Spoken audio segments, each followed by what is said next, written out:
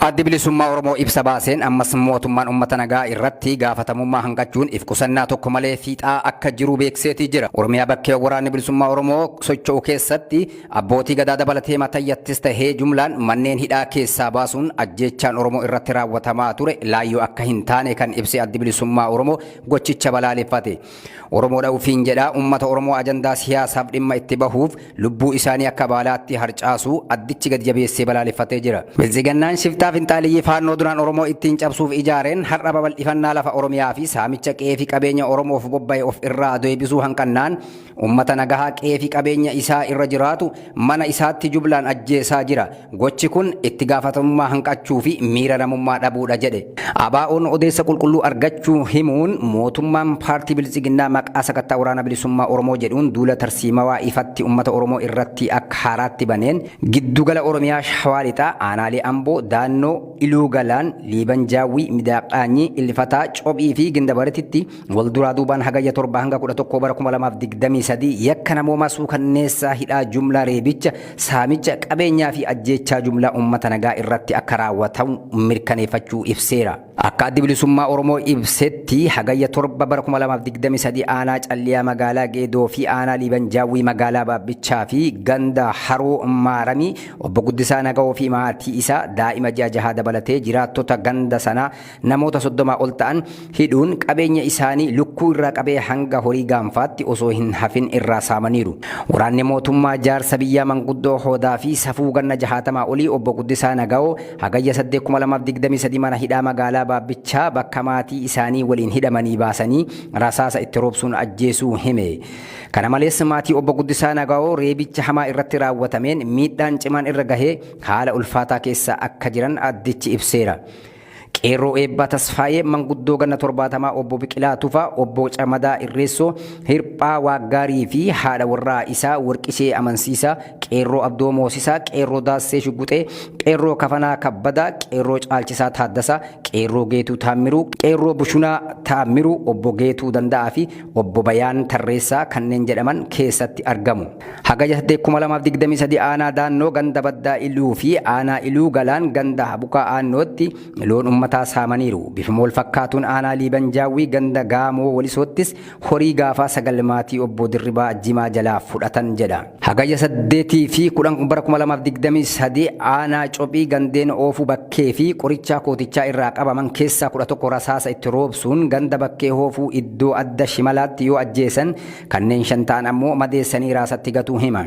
Aanaa Gindabaratitti hagayya 8 2023 waraanni mootummaa uummata nagahaa irratti dhukaasa banuun hedduu akka ajjeesanii fi madeessan odeessi uummata irraa argamu ifa godhuu dubbata. Addi bilisummaa Oromoo murni mootummaa lola xumuruu hin dandeenye keessaa bahee rakkoo siyaasaa ofiif dhalchee fi iddoo itti qabuu dhabe kanaaf falli tokkichi marii hunda hammate ta'uu ibseera.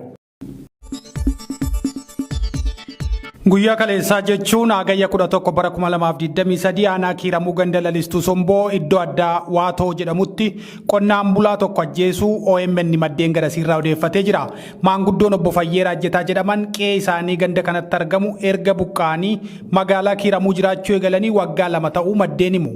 Qonnaa bunaa bal'aa waan qabaniif guyyaa kaleessaa isa ilaaluuf qe'ee isaanii kanaan dura irraa buqqaan ganda lalistuu Somboo keessatti argamu kana ilaaluu deemanii humnoota Amaaraan qabaman.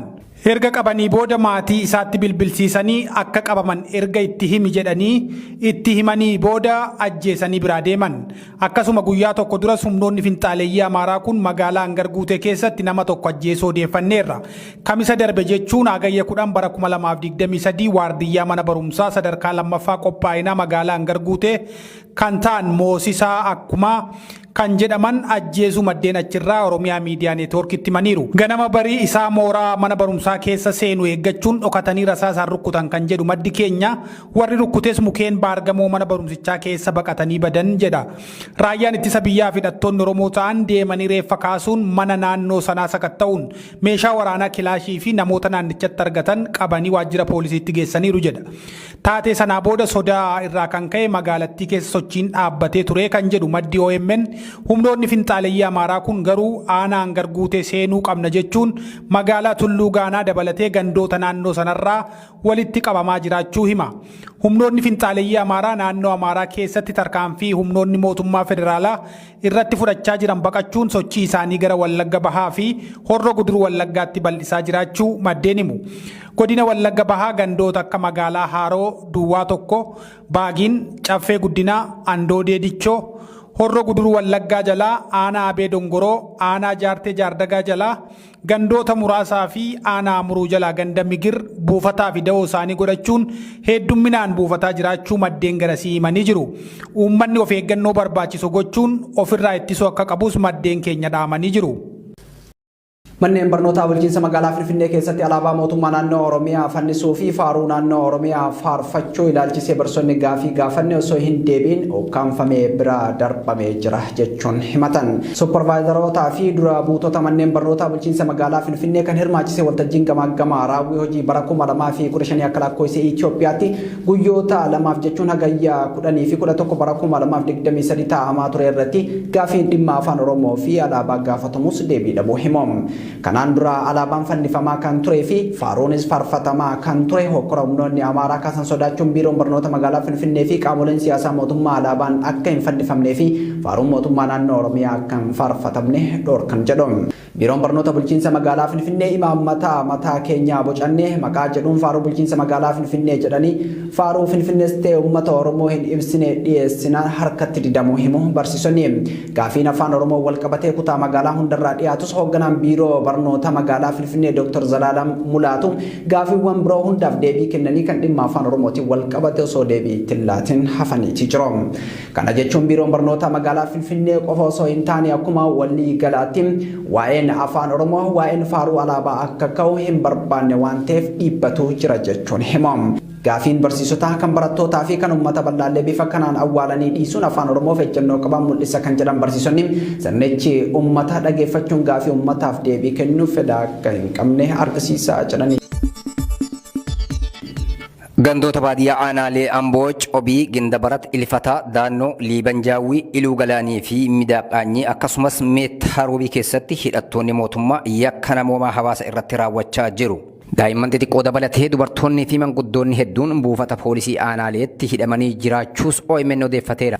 Dhalataa aanaa Gindabarat ta'uu kan himu maddi Oromiyaa miidiyaa neetworkii garas irraa dubbise tokko ooppereeshiniin tibbana godina Shawaa Lixaa keessatti gaggeeffamaa jiruun abbaa fi haadhas dabalatee obboloonni isaa quxisuun lama hidhamanii jiraachuu dubbata. Sababni hidhamuu maatii isaa kun obboleessi isaanii hangafti miseensa waraana bilisummaa Oromoo waan ta'eef maatiin bakka inni jiru akka isa fidaniif gaafatamanii kana gochuu akka hin dandeenye waan himaniif ta'uu ibsa. Maatii isaan alattillee namoonni inni beekuu hedduun waajjiroota gandaatti hanga buufata poolisii aanaatti hidhamanii akka jiranillee quba qabaachuu ibsa maddi keenya kun. Humnoonni mootummaa qabata sakattaa waraana bilisummaa Oromoo jedhuun aanaalee godinichaa keessatti bobbaafamanii jiran dargaggoota ajjeesaa jiraachuu fi hidhaan jumla hawaasa guutuu hidhuunillee raawwatamaa jiraachuu Oromiyaa miidiyaa neetworkii guyyaa kaleessaa gabaasee ture. Akka odeeffannoon adda addaa OMN qaqqabaa jiru mirkaneessutti sakattaa bifa haaraatiin mootummaan tibbana taasisaa jiru kanaan maatiin qonnaan bultootaa hedduun qabeenyi isaanii saamamaa fi bakkaa bakkattis ajjeechaan jumlaa irratti raawwatamaa jira. Sakattaan hawaasa nagaa irratti xiyyeeffate kun hagayya 2023 irraa eegalee akka eegalametu himama. Aanaan Calliyaa magaalaa Geedoo fi aanaa Liibanjaawwii magaalaa Baabbichaatti kallattii lamaan aanaa Liibanjaawwii fi ganda Haroo Mararamii keessatti dhukaasa adeemsamaa jiruun namoonni nagaa hedduun miidhamus OMN odeeffateera. Jiraata aanaa Liibanjaawwii kan ta'an obbo Guddisaa Nagawoo fi maatii isaa daa'ima ji'a jahaa osoo hin hambisin humnoota mootummaatiin ukkaanfamanii erga fudhatamanii booda hagayya 8 mana hidhaatii baafamuun haala suukanneessaatiin ajjeefamuu isaanii maddi Oromiyaa miidiyaa neetworkii garas irraa dubbise tokko himee jira. Obbo Guddisaan manguddoo ganna 60 ta'anii nama siyaasaa akka hin taane jaarsa biyyaa ta'uun nama beekaman turan jedhu maddeen. Miseensota maatii obbo Guddisaa dabalatee jiraattonni gandichaa namoonni 19 ta'an mana hidhaa jiraachuus maddi keenya kun himeeti jira. Akka odeeffannoon OMN qaqqabe kan biraa agarsiisutti hagayya 2023 waraanni mootummaa aanaa Cobii gandoota akka Qorichaa Kootichaa fi Bakkee Hoofuu keessattis qonnaan bultoonni jumlaan hidhuun isaanii keessaa namoota 11 mana hidhaa utuu hin geessin daandii gubbatti rasaasaan bakka tokkotti ajjeefamaniiru. Tibbana aanaalee godina Shawaa Lixaa akka Amboo, Cobii, Gindabarat, Ilfataa, Daannoo, Liibanjaawwii, Iluu Galaanii fi Midaaqaanyii akkasumas Meettaa Roobii keessatti yakki ajjeechaa bifa jumlaatiin qaamolee nageenya mootummaatiin raawwatamaa jiru akkaan hammaachuu odeeffanne.